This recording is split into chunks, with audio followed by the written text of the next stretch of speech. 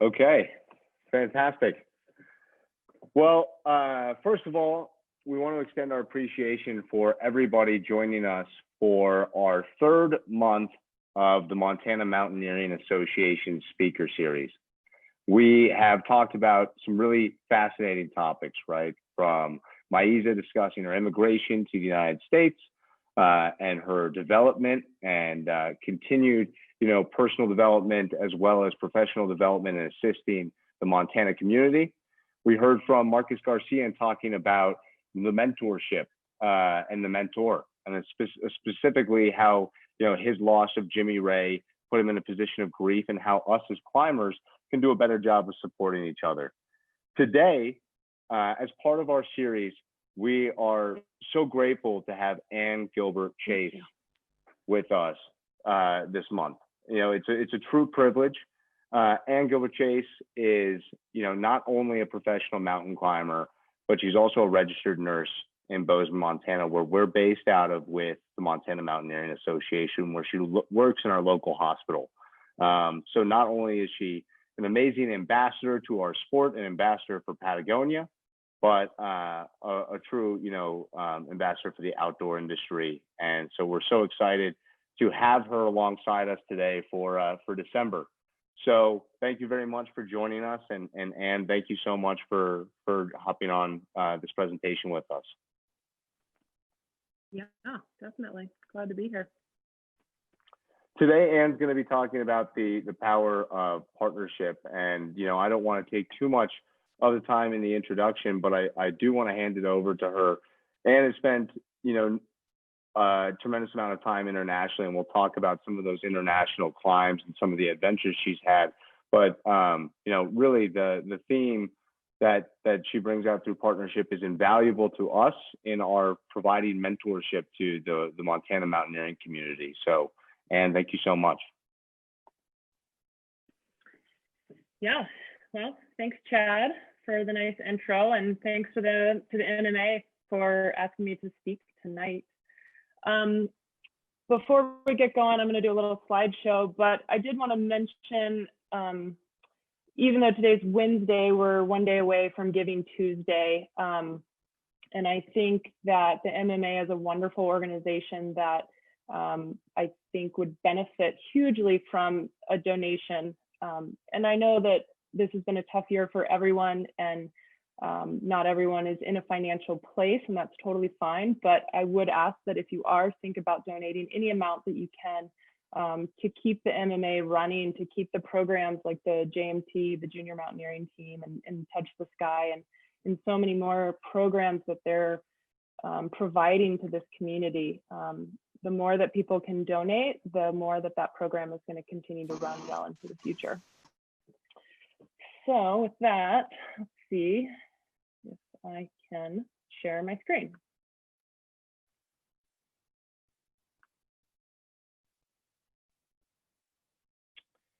Okay, so hopefully everyone can see this. So like Chad said, tonight I'm going to talk a little bit about my own sort of path to partnership and sort of my path with climbing and what I've learned from it, and then also what I've learned through different partners that I've had over the years. So really, why do I climb? I fell in love with climbing immediately. It's been the driving force in my life. I can't necessarily explain why, but from a young age, it was always something I wanted to do. And I think in, sort of my teen years and into college, finding climbing definitely saved me from my younger self, going down a different path, one that wasn't healthy for myself, and it wasn't healthy for my community. And climbing really steered my life in a different direction. And climbing has given me my community that I have today. It's given me part of my work, and it's also given me my health. And I'm so grateful for that and everything that's come along with it, and sort of the wild ride that it has been.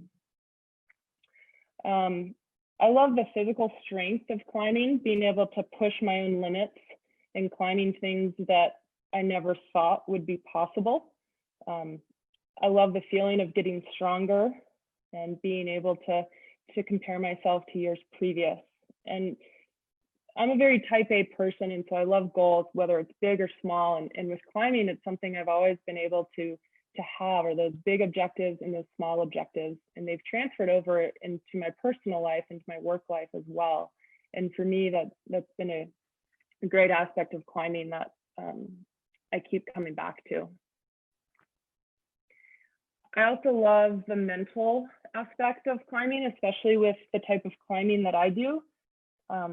I've been able to push my own mind to expand and to accept so many aspects of the unknown, especially things related to fear. I've been able to become comfortable with fear and learning how to analyze it and learning if it's real, if it's perceived, and being able to sort of control that fear. I also love the mental aspect of climbing, with whether you're climbing a pitch like this one in this photo or on a big expedition. It's nothing else in life matters. All the weight and the stuff that's going on in my personal life, it just goes away. And climbing allows me to just be in the moment and be in the present, and even more so today, and how connected we are in our lives with computers and phones. I find it so important to be able to take a step away and to become so immersed in the moment and what I'm doing. And I think one of the things that stuck out most for me over the years with climbing, like I said, I love the physical and the mental, but it truly is the partnerships that have sort of created climbing for me. And it's allowed climbing to be so much more than a physical expression. I've created some of the strongest bonds with people that I have ever met in the mountains. I met my husband in the mountains, and we've been able to forge a relationship together, still in the mountains today. And I think that there's so much trust and confidence that goes into an expedition or into a climb that it's inevitable that these trips break us down and create these relationships. A friend told me before I went on an expedition, he said, come home as friends, and come home with a summit, in that order. And that stuck with me forever, because it's so important that, one, you come home, but you come home with your friends, because in the end, like, the summits, they disappear quickly from our memories, but the moments spent with friends are truly what sticks with us, and what I've carried forward into, the rest of my life. And I think climbing with somebody, there's so much time spent that, you're stripped down in so many ways, especially in the elements, that you get to see your climbing partner for who they are, and they get to see you for who you are. And I think that is a valuable lesson. It's something we can't learn on Instagram. We can't learn over social media, but we learn it spending time together in a place that is super simple, really. So what makes a good partner? Well, first, it has to be fun, right? You're traveling around the world, experiencing climbing, and you should enjoy the experience, because if at the end of the day you're not having fun, what's the point? And I think too, when you go on a trip, whether it's a month, 6 weeks, it's to enjoy that experience, and you should be with people that you want to be with. And at the end of the day, it always makes the hard moments feel a little bit easier if you can at least crack a smile, especially when the sun finally comes out. So this is a little video from a trip I took to Patagonia in 2011 with my friend Emily Stifler, and this is how much fun we were having.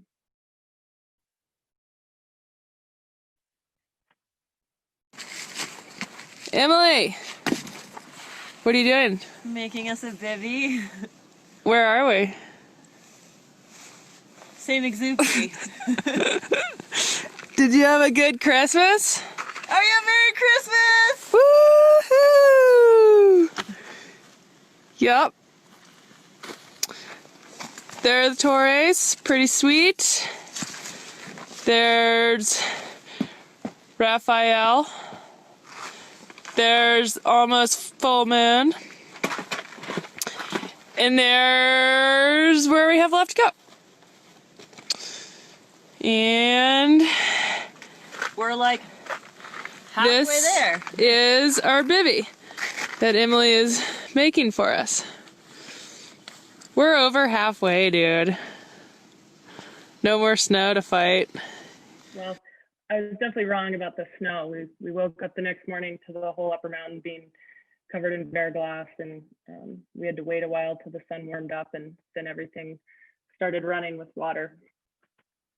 But it was an awesome trip, and we definitely had a lot of fun. I think another aspect of a good partner is the ability to suffer. You know, the type of climbing that I do takes us to extreme places, to extreme conditions. And I think the more that we are able to endure that suffering,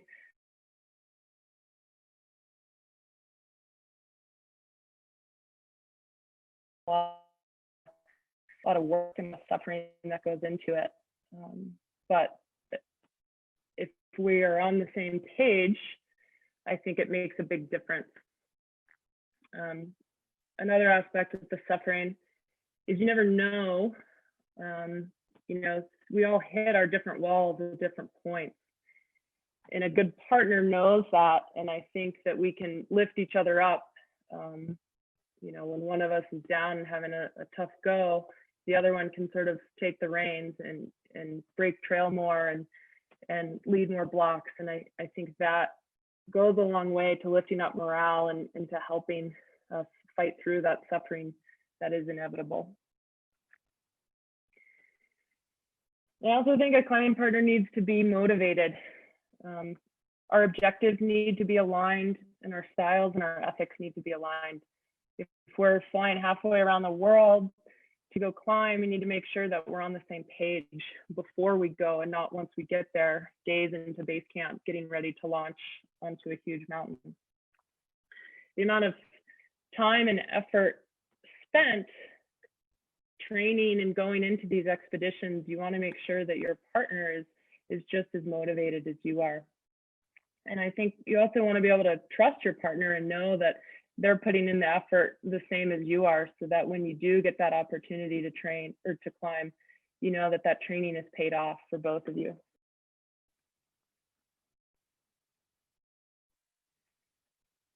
So I'm going to dive into two specific partnerships that I have formed over the years, and sort of talk about them and what they've meant to me over the years. The first one is Kate Rutherford, who I call her the mentor because I think that's how our relationship formed. But I met Kate in 2010 at Smith Rocks, sort of just randomly, and we hit it off really well, and we quickly, soon thereafter, decided to go on a trip to the Bugaboos. She and Mikey Schaefer invited me along, and you know, I was super excited to go into the mountains with somebody that I looked up to, both from a climber and also as a person. But I was also extremely nervous. You know, I felt like she was way above my ability, and you know, I felt like I had to prove myself in this way.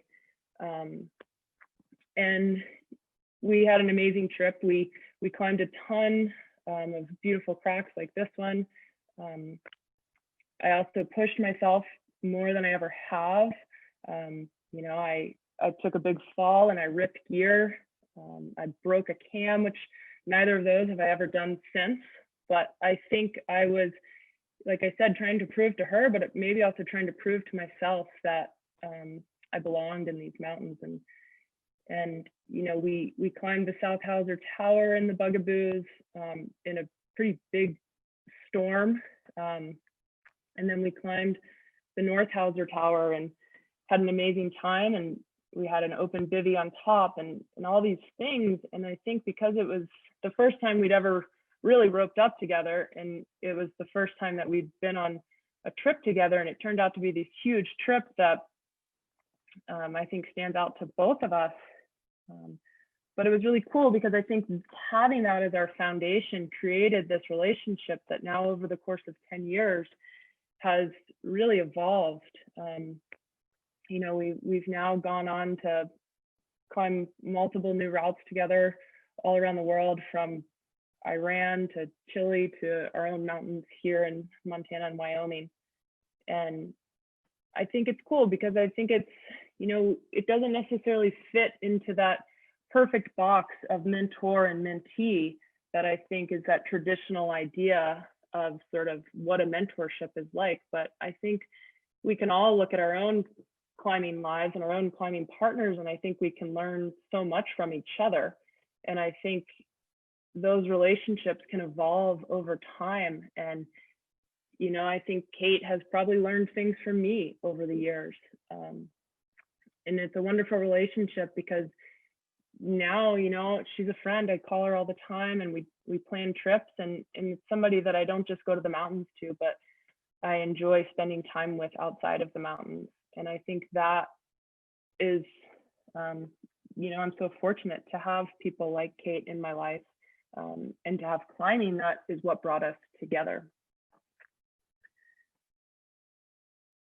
The other relationship is with Chantel Astorga, who we first roped up together in 2017 when we decided to climb the Slovak direct on Denali.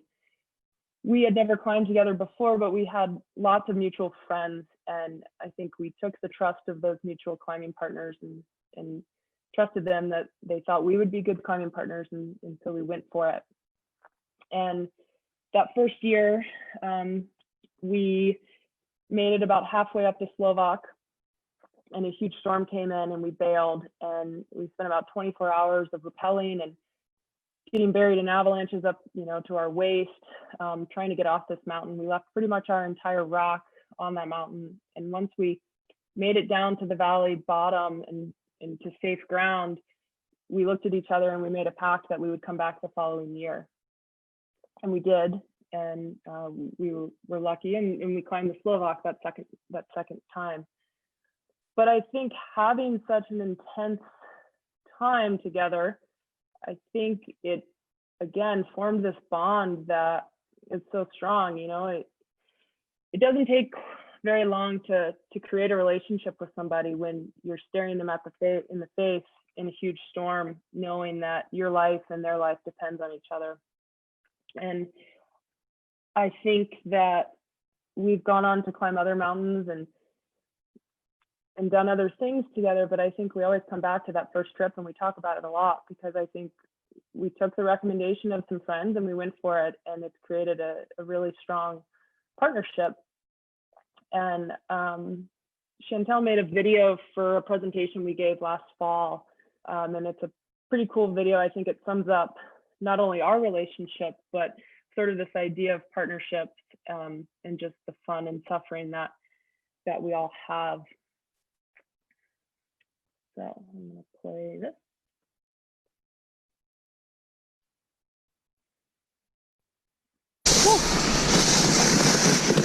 Hi. Hey. Tired. Super cold. Where are we?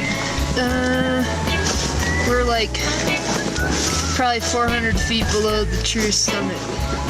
This mountain has not been forgiving. It's been consistently difficult.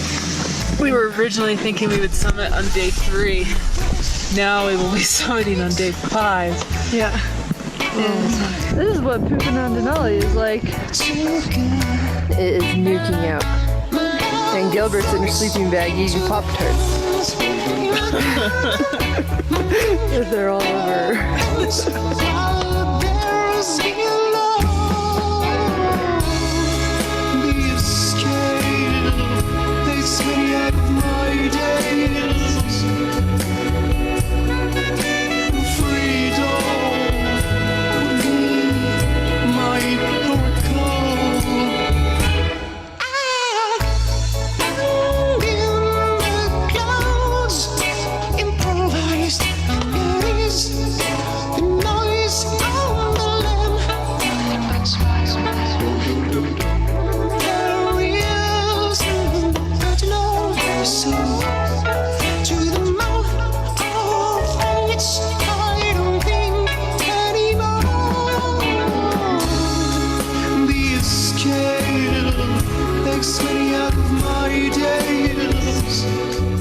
Oh man, isn't this pretty? There's Gilbert.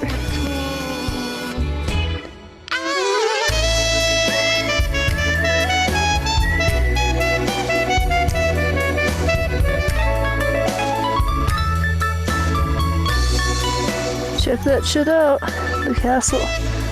We slept right on top of that last night.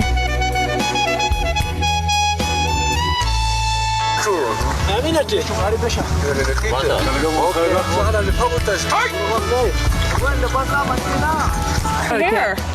It's been over 3 weeks. How does that thing work? Some sort of shampoo that doesn't need to be rinsed out. Typically they're warm, and you give a nice massage. And where'd you get it from? I stole it from my hospital.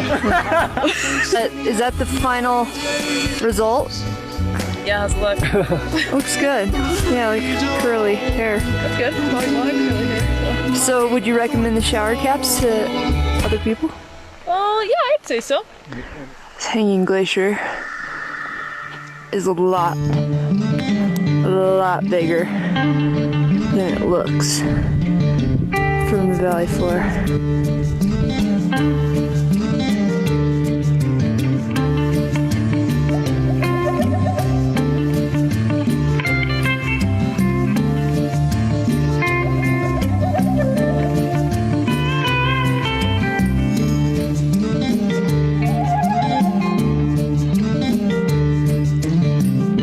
We summited today and fully zoned out. Totally zoned out.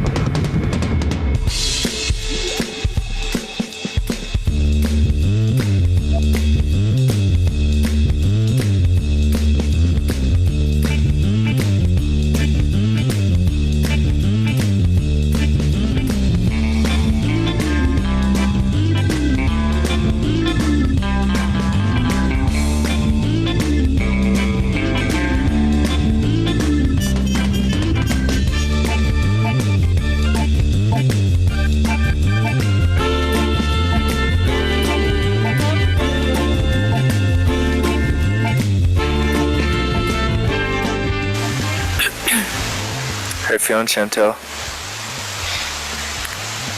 Awesome. I don't look. I probably feel how I look. Well, you look awesome. So.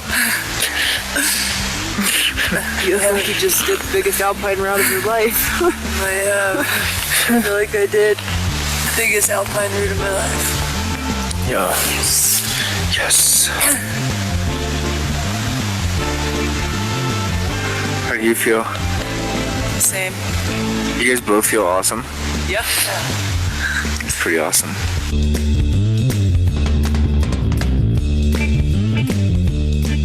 Hopefully that video played okay, and but yeah, I think it does a really good job of showing what partnership is. I think it shows a good job of suffering and also having fun and hopefully express why I love climbing so much. But finally, I think the last thing that for me is the most important aspect of both climbing and partnership is that human connection. I think that the human connection and the bond that I've formed with people is what I carry with me well beyond the expedition and well beyond the climb itself. You know, whether I'm sharing a meal with people from Iran or sharing a bivvy with a friend where you can't sleep and you just sit there for hours talking about important things or not important things. Understanding different religions and different cultures and allowing myself to be opened to other ideas around the world. Climbing is a catalyst for me to travel and see the world and experience everything. And it's also a catalyst for my own growth as a human. And I think that the connections that we make, both locally and globally, allow us to be better people, allow us to be better humans. And I think, for me at least, that's very important. And I think as I get older, it's becoming even more important to realize those connections, and to think about those connections as we move forward and our lives start to change. So thank you all for watching, and hopefully I can get back to Chad. There we are. Well, thank you. Thank you. You're going to have to go through a couple of those pictures at some point and give some people, little captions to where they were, because, I mean, you've had, a ton of expeditions and a ton of adventure. And, I want to kind of put a flag on one of the points you made, which was suffering, and see if you could, expand a little bit on the suffer. I mean, especially, when I was first listening to some of the stories of Chantel and your first attempt at the Slovak, and, the bivvy you had chosen or hadn't chosen, on some of the most exposed ground, you guys kind of started it off right off the bat, with a little kind of, class 2, 3 fun. But if you could expand a little bit on the suffering, what do you think it is that we particularly enjoy about suffering, or finding a partner who has a similar gauge of suffering as you, and, opening it up to everyone as well? Please put your questions in the Facebook Live, put your questions in the Zoom for our Q&A segment of this conversation. Well, as far as suffering goes, I think not everyone likes to suffer. And I think those people are probably a little bit smarter than me. My parents always joke about that. They're just like, where did you come from? Like, you just go on these trips that I just don't sound fun. And yeah, I think the moments in the suffering, right? Like that storm that Chantel and I were stuck in on the Slovak, it's not fun. It's actually scary, and it's pretty intimidating. And, like, you have to really focus hard to just keep at the tasks at hand of building rappels and getting out of there and getting yourself down to a safe place. And I think that, I think I just am a person that liked to suffer. I've always pushed myself physically from a young age, and I've always sort of liked to go to that edge and see how far I can get. But I also think that it goes back to some of the stuff I talked about, of it strips us down to who we really are. And I think that, like, in this day and age where we're so connected, and we can paint this sort of picture of what our lives really look like. And I think when you're in those storms and you're suffering and you're having breakdowns mentally and physically and all these things, it's like all that stuff just goes out the window, and it's just you and your partner right there, and you're having to figure this out and suffer together. And I think it's so important because it's so real. It's something that is more real than probably anything else. And I think that sometimes it can be hard for us to truly get that. And I think that I maybe crave that more than others, but yeah, I think it teaches us so many lessons of who we are. So maybe that's why I like to suffer.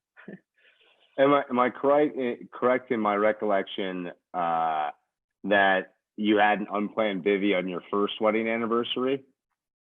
Yeah, it was that picture of me curled up in a ball that Jason and I went up we climbed Mount Alberta in Canada, and the descent off of that down the Japanese couloir is quite complicated, and it's a long ridge that we climbed. And yeah, we couldn't find the rappels, and it was 2 or 3 in the morning, and we weren't getting anywhere. And so we curled up in that little spot and slept for maybe an hour. And Jason, being the photographer he woke up and took that picture with the North Twins behind me.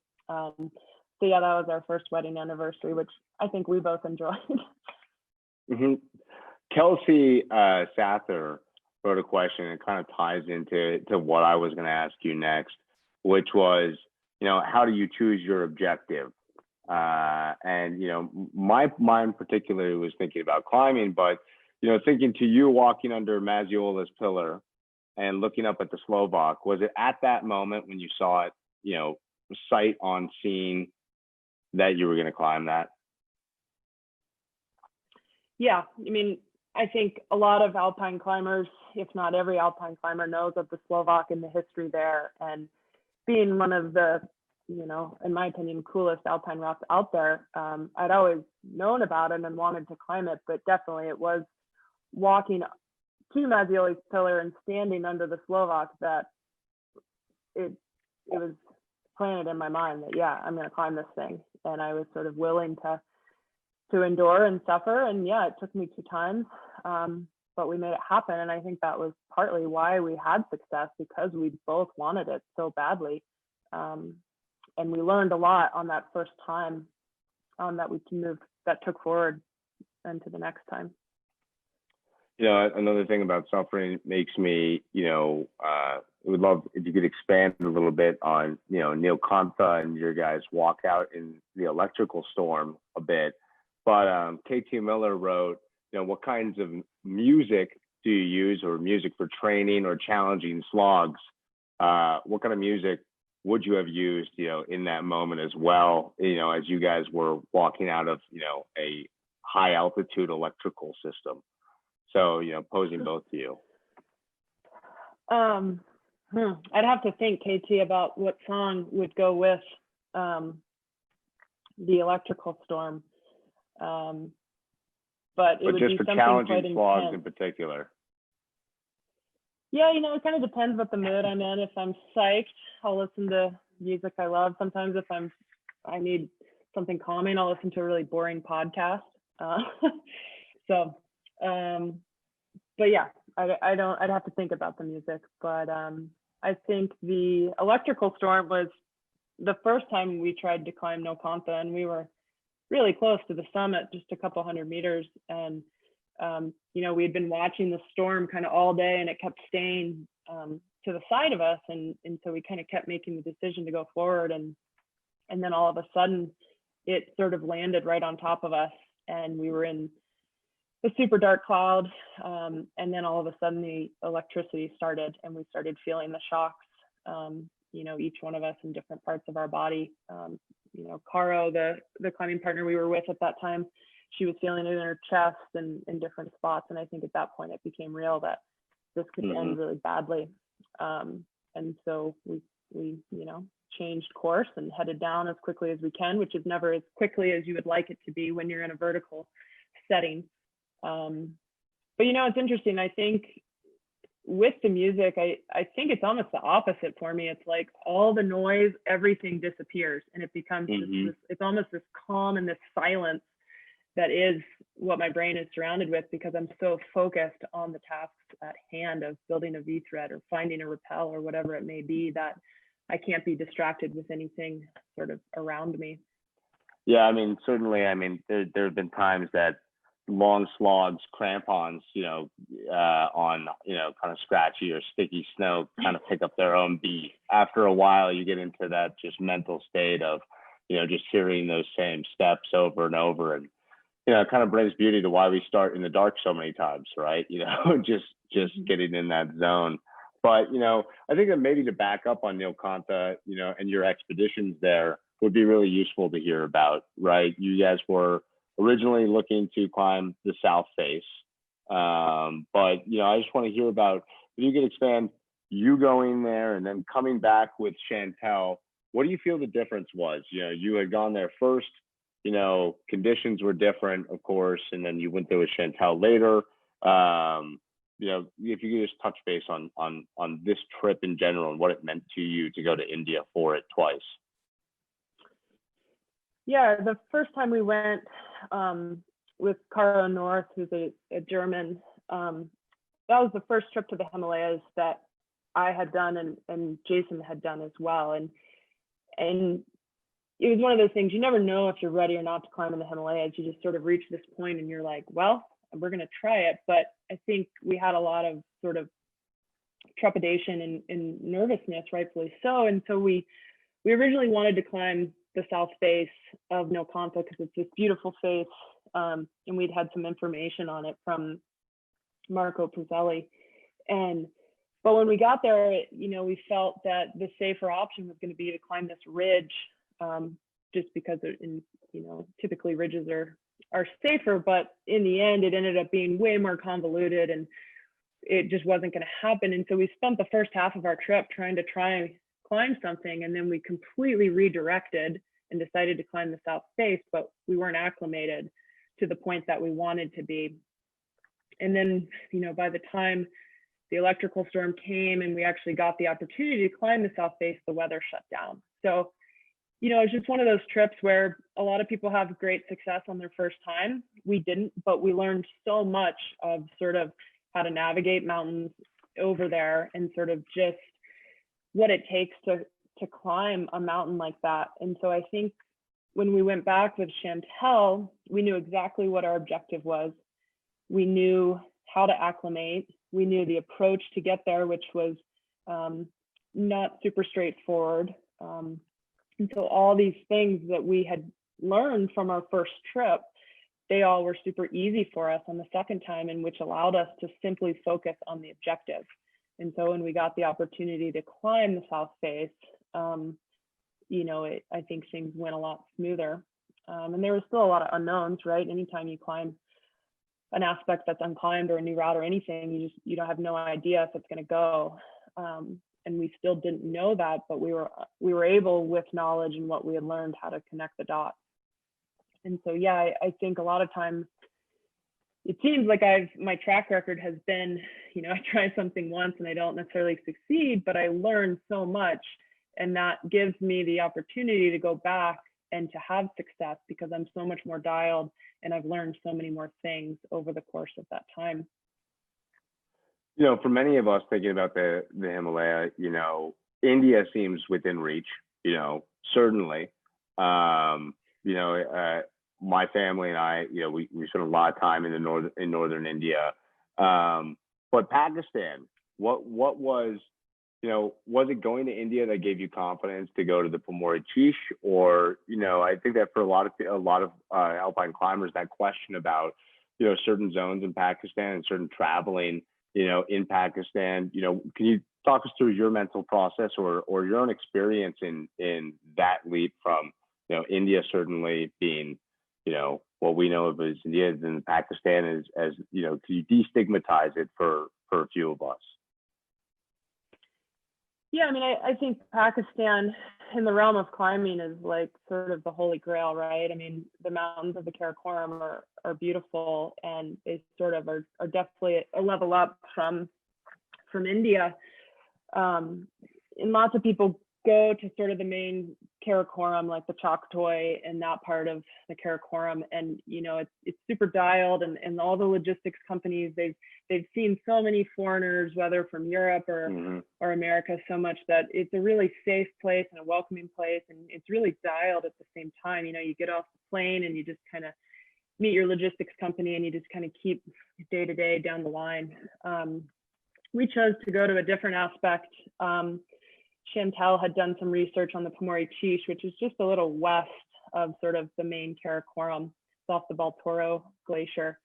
And it's known to be a challenging place to go. And everyone we had talked to who's been there has had it's a beautiful place, but they've had just major issues with the porters. And, we kind of decided, why not try? Let's just see, maybe things have changed. Why not just the Pamori Chish Massif is a beautiful mountain range. And, there was an unclimbed peak there that we had our eyes on. And in the end, it was extremely challenging. The porters were, they just have a different aspect on life. They want to make money. They're not super friendly to foreigners, and they just kind of want to, use the foreigners to get ahead. And I think for us, it was hard coming from, India and Nepal and these different countries where the porters you just have such good relationships with, and you spend so much time and you practice their language and you play games and all these things. And we didn't have any of that with our porters. And but after spending, 4 days with them on the walk in and 4 days with them on the walk out, I think we started to find a little better of a relationship. And I think that goes a lot to our logistics company of sort of being able to break that language barrier down and to communicate effectively with them. But you don't know till you go, right? It was the same thing with Iran. I mean, I had so many people to tell me not to go there because of things that we hear and see in the media.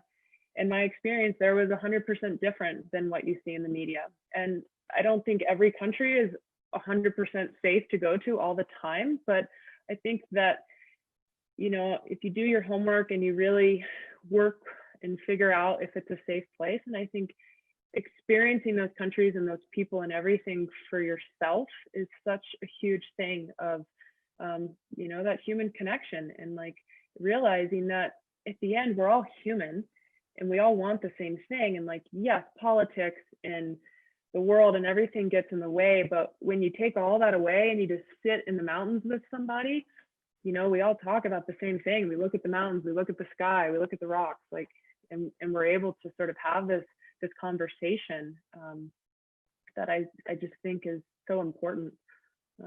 Yeah, you and I talked about that commonality in the climbing culture, but also how being in the mountains in particular takes us away from a lot of things, right? And I think it'd be great if you could share that anecdote you were telling me about in Iran.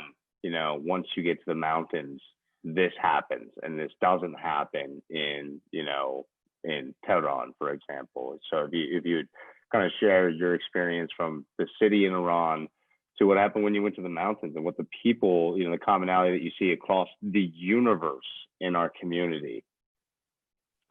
Yeah, Iran is a really complicated country, and it continues to be complicated. But so women, it's law in Iran women must wear headscarves, and in many Muslim countries, it's actually not law. It's just more of the religious aspect of it. But in Iran, it is law, and it's also law that men are not allowed to walk with women unless you're married, and then alcohol is also illegal in Iran. And we followed all the rules that we were supposed to, and we were very diligent about not trying to be those 4 American women in Iran that weren't following the rules. But when we got to the mountains, we went into the Alpine to climb this big mountain, and lots of men and women were there, and none of the women wore headscarves. It was totally okay. You could take them off. We didn't have to wear ours. The men and women hang out together. They actually even climb in the city together, but they have to climb in these gyms that they've converted out of old apartments because and they're hidden. And then lots of people drink in the mountains, and it's just amazing that you go to the mountains, and we shared meals with men, and we hung out with these women that were just learning how to alpine climb, and they were so psyched. They had like 4 cams, like 2 old quick draws, like they had 0 gear, and they were going up on this huge granite face and just like learning how to aid climb and just doing it. And they had some mentors in their life, but at the same time they just had really good climbing partners, and they just sort of like trusted in them that they would learn how to do it. And it was so inspiring to watch because we have in America, we have climbing gyms, we have the internet, we have all these things where we can learn a skill really easily and then take it into the mountains. And there they don't have any of that, and they have like old gear that they can sort of get from Europe from the 1980s and all this stuff, but yet they still want to push themselves, and they still want to go in the mountains and be with each other and be with other people. And yeah, I mean, it was one of the coolest trips I've ever been on. And the climbing actually wasn't even that good, but it was because the experience that we had with how friendly and how welcoming everyone was, that it made that trip just such a special time. Well, hopefully, it's a place that you're able to return to as well. In this COVID environment, a lot of people have been finding, more hidden beauty in their backyard. Now, that's not something that, you have to be catalyzed to do.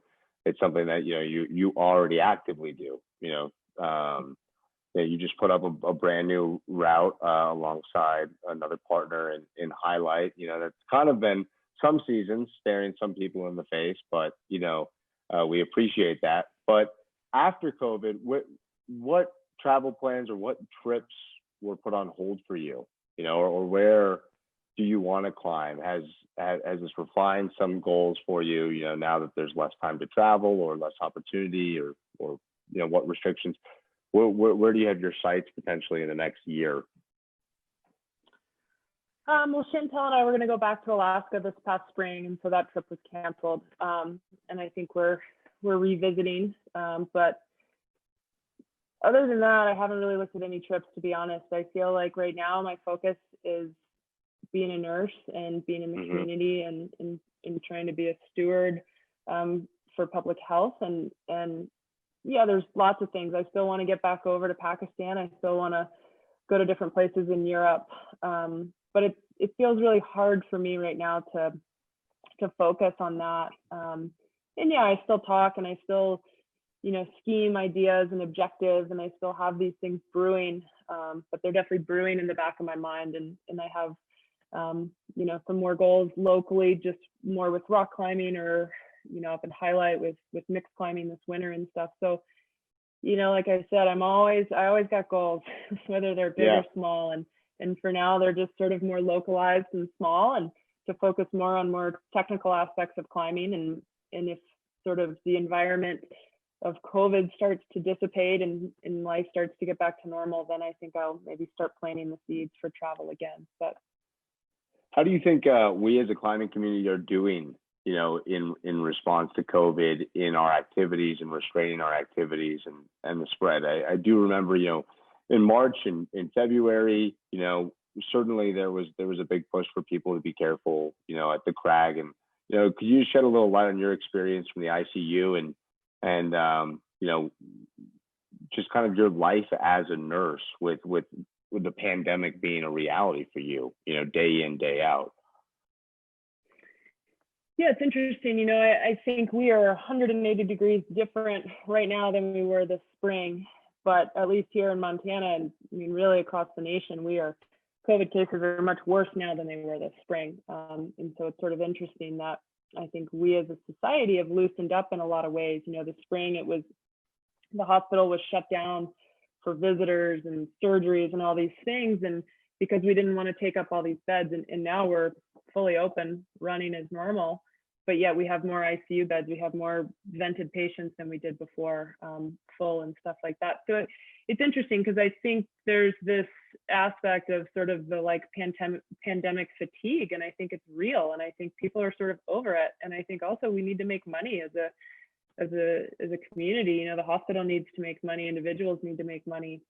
But I do think that's partly why COVID is driving pretty high again right now, because we aren't doing that sort of truly laying low as we were before. And I'm 100%, you know, doing it myself. I just traveled for Thanksgiving after, you know, the CDC and everyone told me not to. But, you know, I feel like I've tried to do my best as an individual. I haven't been out. I don't really see people in groups. I see people outside, you know, all the things I'm trying to do. But at the same time, I also feel like I need a break from work in the ICU and everything, and being outside and climbing is something that feels good for me. And, you know, I do my best to try to not get hurt and try not to burden the healthcare system anymore and be out as a nurse and all these things. But I guess maybe that's my pandemic fatigue. And instead of not wearing a mask, you know, for me, it's having to climb. Yeah, I certainly know that, you know, a large group of attendees on you know, the speaker series is due to these festivals being canceled. And, you know, I had some plans uprooted, you know, myself to go to Canada, but, you know, we're so appreciative to be able to hold this series at least in a reaction to that, you know, to be able to connect all of us together for these stories. There's a couple questions that I want to go to quickly before we wrap up. But another question from KT is, for those who would love a mentor, what makes a good mentee? How can you be a good mentee so mentors enjoy going out with you? I think I think one of the biggest things is having an open mind. You know, we all have ideas of maybe the right way to do something, or we all have ideas of things we've read in books or things we've seen. And so I think sometimes that if we come in with all of our own ideas and our own sort of preconceived notions, I think sometimes it can be hard to maybe just take a step back and like see the bigger picture. And I think that as a young climber myself, and you know, for the JMT and different people, I think we're so focused on like getting stronger and climbing the next grade and, you know, setting our eyes on those big objectives that sometimes we get so wrapped up in it that we don't take a step back and realize sort of in the moment things that we can learn. And I think, so yeah, I think having a really open mind and being present in, you know, climbing and highlight for the weekend, and like, yeah, you know, I'm psyched to go on trips, but at the same time, I'm excited to explore my own backyard, and we have so much here. And it's the more we can be creative with objectives, and you know, just like that new route that Sam and I put up, it's like, yeah, it has been staring us in our face, but maybe it took a little bit of a different viewpoint to be able to see it. And I think that's what it is like, you know, there'll be a time where, you know, we as young climbers can go to the mountains and can push ourselves and climb a first descent and climb a new route. But I also think that really being present in the atmosphere that you're in, and so you can fully learn from your mentor and take their advice to heart. You know, it's the same thing like when we're young and our parents tell us stuff and it like goes up in one ear and out the other. But then when you get older and you start to think about it, you're like, huh, my parents actually were right. Maybe I should have listened to them a little bit more. And I also think just having fun, like, you know, I think I take myself sometimes too seriously. And I think sometimes we can miss out just on those lighter moments. And I think, you know, something like the JMT where you're just surrounded by friends, maybe they're not friends at the start, but they become friends. You know, it's such an opportunity to have fun. And it's exactly what I talked about of like, who cares if you had a bad day climbing or a good day climbing? It's like the time that you spent with those people, you know, that's what's going to matter. And all the stories that I've heard from KT and Kevin and Parker and CJ and all these people that went through the program is like those relationships, those partnerships that were formed with people is so important. And I think that as a sort of mentee, if you can take a step back and focus less on the climbing or the skills and more on sort of that present moment, I think you're going to learn a lot more and gain a lot more. Well, I completely agree. The last question we have before we kind of close, but you know, have a couple important announcements for everybody on here. So please stick around just for the close. But someone wrote, is there any future plans to play a similar role as Dr. Geoff Tabin? For those who don't know, Geoff Tabin, a climber and also, you know, working at the Himalayan Cataract Project to cure blindness. But, you know, do you see your role in healthcare and the places you've traveled or continue to travel for climbing in the future ever coming to, you know, find a merge or a commonality in practicing nursing elsewhere or helping out with healthcare elsewhere? Yeah, you know, I've looked into different programs and a lot of nurses and different friends, climbers, you know, they've done similar things. And so I've slowly been gaining more knowledge on those programs. And, you know, I don't quite feel like I'm at that point yet. You know, I've only been an ICU nurse for a year. And for me, I feel like I have a lot more to gain with my own knowledge and skill sets before I can take it into parts of the world that are pretty remote and to do the type of nursing that I would want to do, more of an advanced style of sort of ICU nursing in really remote places around the world, I think would be a great goal. But, you know, in other aspects besides the nursing, I've started to do a little bit with community agriculture, both on a local level and then on the board of a program called the Farm to Crag that Kate founded. And it's really connecting climbers with the food that we eat in the food that is grown within the local areas that we climb.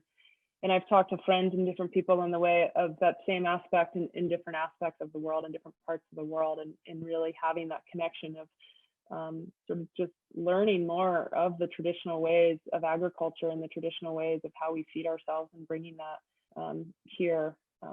And so, yeah, I have a lot of different ideas in the pot mixing for sort of the future when I'm not going to be climbing things like the Slovak anymore.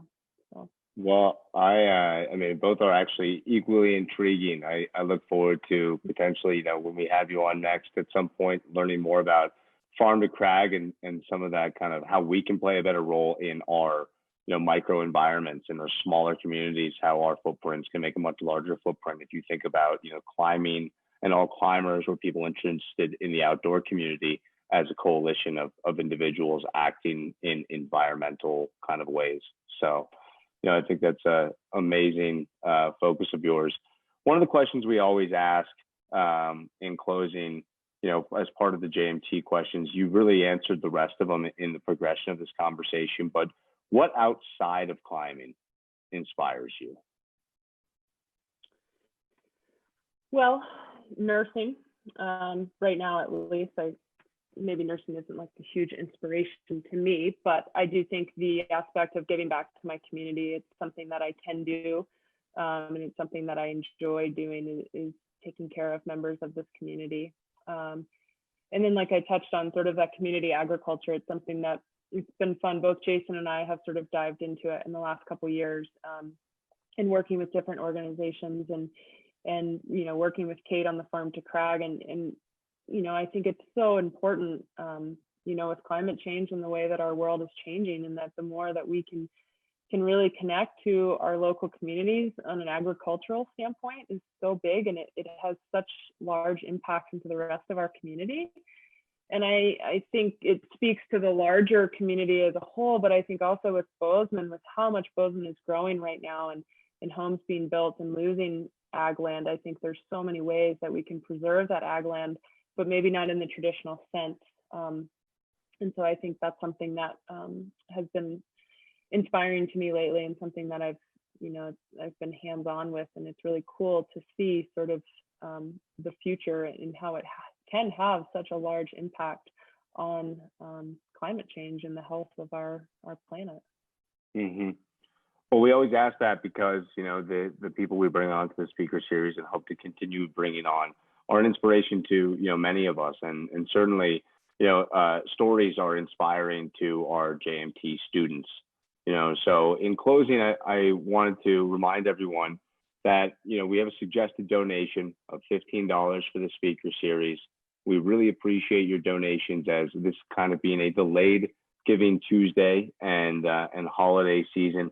But I want to tell you a little bit about what your donations go to in particular. And, your donations go to our junior mountaineering team, which is, assisting individuals who don't have the means otherwise to get into the alpine environment. And furthermore, teaching them to do that in a safe manner. Our sport, as we all know, is dangerous compared to many other sports.